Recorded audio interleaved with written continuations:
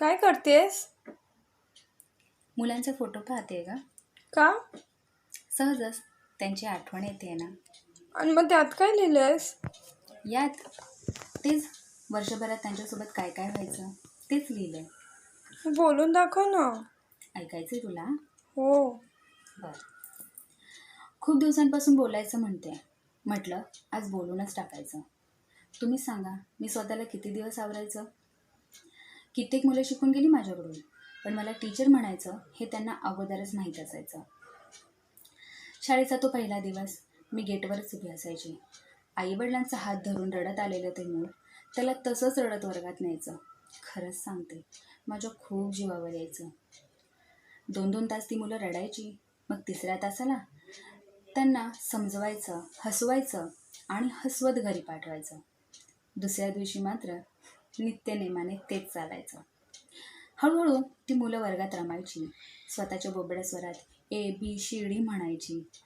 पण ज्या दिवशी माझं नाव अचूक उच्चारलं की मी मात्र खुश व्हायचं. वर्गाच्या बाहेर मी सगळ्यांना टीचर म्हणून दिसायचं, पण वर्गाच्या आत मी एक टीचरच नाही, तर कधी त्यांची आई, कधी त्यांची मैत्रीण, कधी गायिका. इतकंच नाही तर स्वतःला जादूगर या भूमिकेत साकारायचं. कधी कधी नसायचा ग अभ्यासाचा मूड, मग मी त्यांना थोडंसं शिकवायचं. प्रिन्सिपल मॅम पाहत नाहीत ना हे पाहायचं आणि दरवाजा बंद करून त्यांच्याबरोबर मनसोक्तपणे खेळायचं. कधी कधी खूप त्रास द्यायची ग, मग मी त्यांच्यावर रागवायचं आणि ते बाई तुम्ही खूप छान दिसताय असं म्हणायचं आणि मला मनवायचं. आणि मी चला सेल्फी काढूया म्हटलं की त्यांनी पोज देऊन उभं राहायचं. सण साजरा करायचा म्हटलं की त्यांनी नटून थटून यायचं. बघ टीचर मला खूप छान आहेत असं बोलल्या, पण असं बोलून त्यांनी मित्रमैत्रिणींना बेतवायचं, चिडवायचं आणि मला मात्र गोत्यात आणायचं. मग मी तुम्ही सगळे खूप छान दिसताय असं म्हणायचं आणि त्यांना खुश करायचं. सहलीला देखील जायचो आम्ही, मग त्यांनी तिथे खूप खूप खेळायचं. चला रे निघायची वेळ झाली असं म्हटलं की तगादा लावायचा. टीचर थोडा वेळ इथेच थांबूया ना. नको रे, आई घरी वाट पाहते म्हटलं की माझ्या मागे मुकाट्याने निघायचं. स्नेहसंमेलनाला निवडकच मुलं, पण मी कोणाला नाराज नाही करायचं. वर्गामध्ये गाणं लावून सगळ्यांसोबत झिंगाटवर नाचायचं.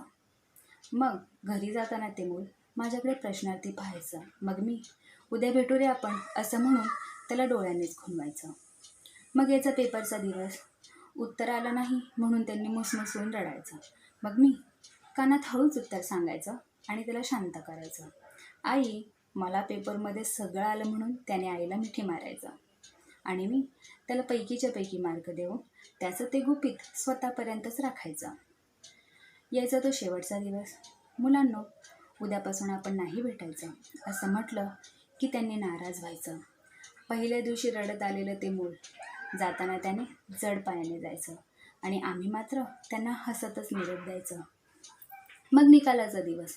प्रगती पुस्तक न्यायला मुलांनी आईवडिलांसोबत यायचं.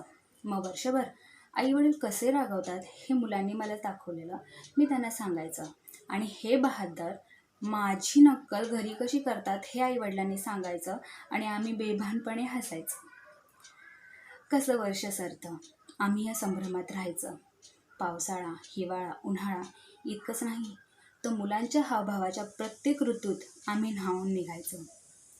कसं असतं ना, बोलायला खूप काही असतं पण आपण थोडक्यातच थांबायचं. तुम्हीच सांगा, शिक्षक आणि विद्यार्थ्याच्या या नात्याला मी शब्दात कसं गुंफायचं. कोरोना आला, काळाने घात केला. शाळा एकटी, वर्ग एकटा, शिक्षक इकडे आणि मुलांनी तिकडून शिकायचं. तुम्हीच सांगा, हे असं किती दिवस चालायचं. आई म्हणून चुकून ओढलेला माझा पदर या भासात मी निश्चित घरी बसायचं. तुम्हीच सांगा, तो माझा वर्ग आणि हा मोबाईल यामधलं अंतर मी कसं गाठायचं. त्या वर्गातलं आणि मोबाईलमधलं अंतर मी कसं गाठायचं.